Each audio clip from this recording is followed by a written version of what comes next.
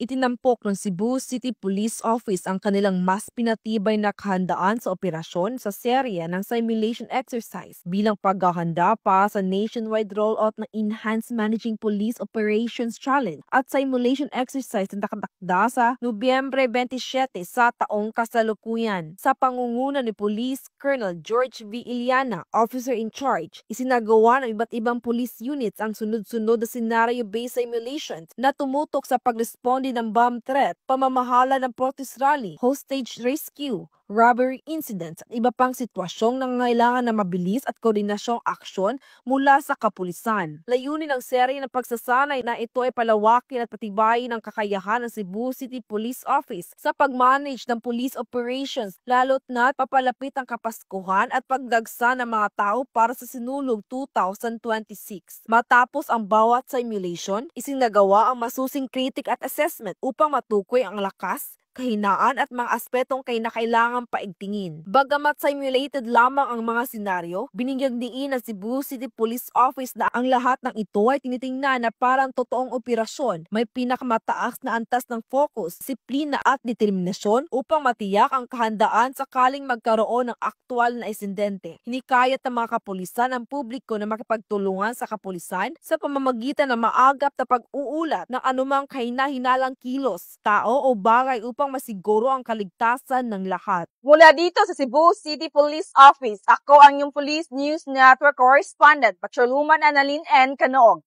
alagad ng batas, tagataguyod ng Balitang Pulis.